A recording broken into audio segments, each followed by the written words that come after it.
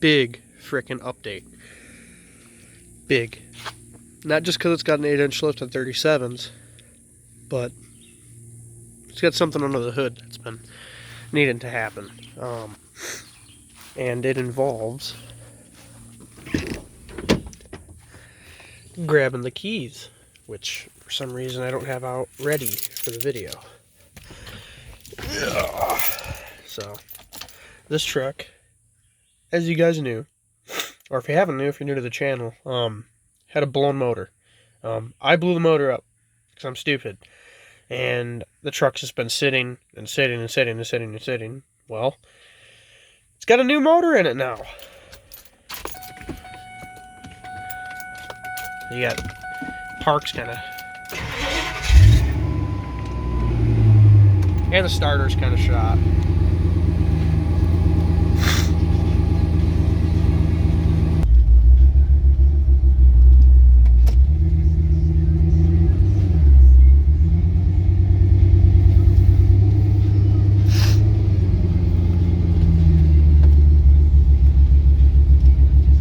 I got a couple little misfire issues that I have to fix on it. Like, I got a couple ignition coils that aren't ignition coiling, so I got to fix that. And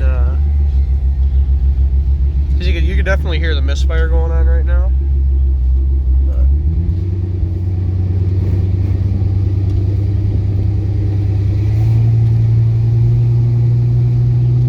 But yeah. It's got a new motor in it.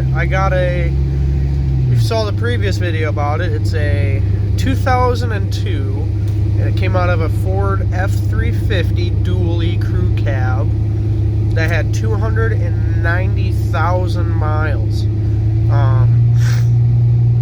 So far, the engine doesn't burn any oil. I fixed all the oil leaks that were on it because I used like a bunch of the other engine parts, because my engine only had like 50,000 miles on it because it was a Jasper reman. So it's got new valve covers on it. It's got, like, I put a bunch of silicone over like where the timing cover common leaks are. Just did a bunch of things like that. So yeah, this thing freaking, I don't see any oil leaks. I have really no coolant leaks or anything like that, minus one hose clamp that I haven't put on yet for the intake. But other than that, it's running and driving again, and it's really awesome. Like, I don't even have any check engine lights on, and I've been driving this thing for a while. So, and the AC still works, which is pretty freaking awesome considering that. I'm gonna roll up the windows because the AC is pretty freaking mint.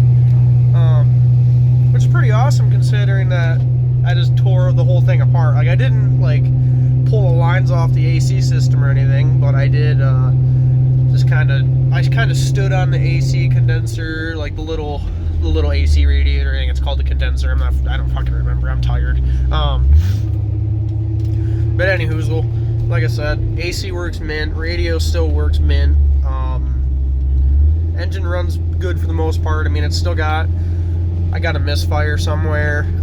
It always had a misfire with the other one. I didn't even like change any fuel injectors or anything like that. I kept the same fuel injectors, but it does have brand new coils, because when I had the old motor, I did a tune-up on it, and I did all 10 coils and all 10 spark plugs, so everything there is brand new. So I just transferred that over to the new motor.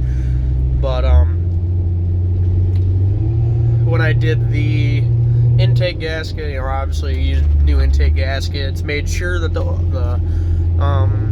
I made sure that the fuel injectors were, you know, seated correctly, and I don't have any leaks there. So I know it's not misfiring from installation side. I know it could be misfiring, like we could have a faulty fuel injector, or, oh god, it's a big tree. Or we could have an issue where all the little clips are broken on the pigtails, so the pigtails wiggle loose from vibration. So I'm thinking that we have that issue, or we have an issue where we have a faulty fuel injector. But I am 100% happy with it. I do know that since I went through all that shit, the inside of my alternator, just from sitting and not running, the bearings going out, and you could definitely hear that over my loud exhaust, which is kind of scary. one mounting bolt broke for the power steering pump, and I know there's 2 bolts that hold the pump on itself. Well, on this motor had 1 bolt break off, so there's only 1 bolt holding the power steering pump on, and then there's just 2 set pins. So really, there's 2 set pins and a bolt holding the power steering pump on, which is, it's kind of needed. You kind of need a power steering pump, especially if you have a truck with an 8-inch lift and 37s, because this thing would not be easy to turn without that power steering pump. And then again, you wouldn't be able to drive the truck at all because you would have no belt. And you need the belt to keep the water pump going. Other than that, you're going to blow up your new motors, which, shut up. But yeah, let's get out and I'll show you guys what I did here. The main idea of this build was to keep it as cheap as possible and just try to get the truck back on the road, because this truck really, it's got rust in it. Like, it's like the frame and everything's solid, but rockers are gone, the bottoms of the doors are gone, you know. It's just the interior's mint. Oh, this song's good. I'm probably gonna get demonetized. But anyway, interior's pretty mint. Got some spare parts there. Let's take a look at the engine really quick.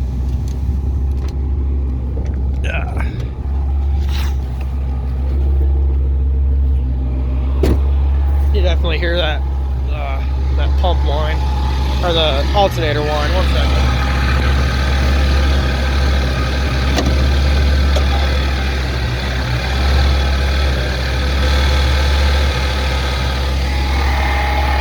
There we go.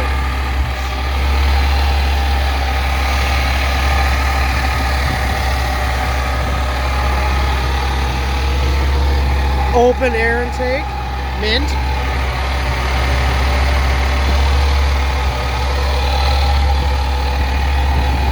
I did all new manifold stubs and gasket, everything there.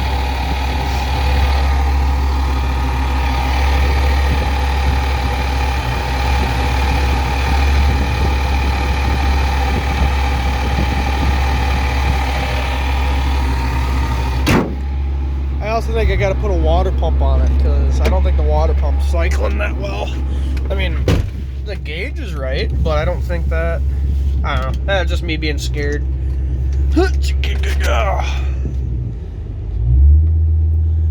But yes, guys, 6.7 miles to the gallon, face reveal.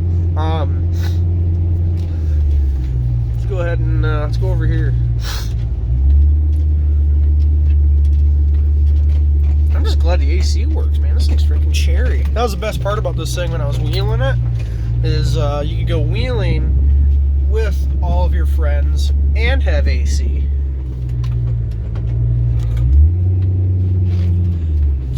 Just awesome. Just a good freaking time. Ugh.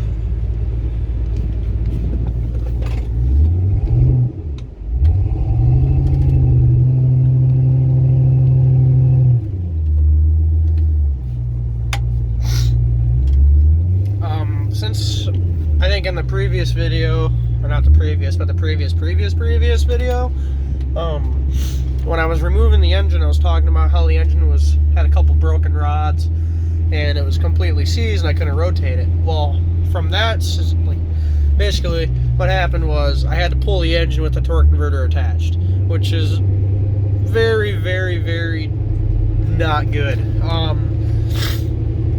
So I was able to do that, and the input shaft seal is not damaged, like it's not leaking in transmission fluid, but there is an issue with the trans where when I put the truck into reverse, the transmission will hesitate for a second, and then if you are not on the gas, the truck will stall. So I'm not sure what's going on there. And then every once in a while when you put the truck in drive, it'll do that too. But yeah, the fluid, I should change the fluid just because it's getting a little dark, because you know the 4R100 isn't really the best transmission, especially when you bolt it to a V10 and you hold the truck to the wood all the time. So yeah, the transmissions aren't the strongest in these trucks, but you know, we'll keep going. As long as it's still working, you know, I'll be happy. But anyway, guys, yeah, big freaking update. I still have to put the front grill and headlights and everything back together. I have to, you know, just do a once over and recheck all my fluids. I still have the trans dipstick tube that I gotta put back on. That thing's gonna be a pecker. But yeah, the Excursion is back to life, and I'm hoping I'm going to make some videos, some more videos on it. 'Cause I'm gonna be using this thing to go two-tracking a lot. It's gonna be sweet. Don't have to use my Super Duty anymore. We can just use a Excursion. I wish I could find another one of these, because when I first got this, I bought one of those off eBay and put it on there. It just looks kind of cool. But yeah, guys, just if you guys are new to the channel, like, subscribe, all that good stuff. Let's keep this channel going. I'd like to see, you know, maybe us get up to 10,000 subscribers someday. I know I'm at almost 4,000, but only like 1% of the 1% of the subscribers actually watch the video. So, you know, whatever. This would be kind of cool to get a bunch of subscribers. Have a pretty good YouTube channel going.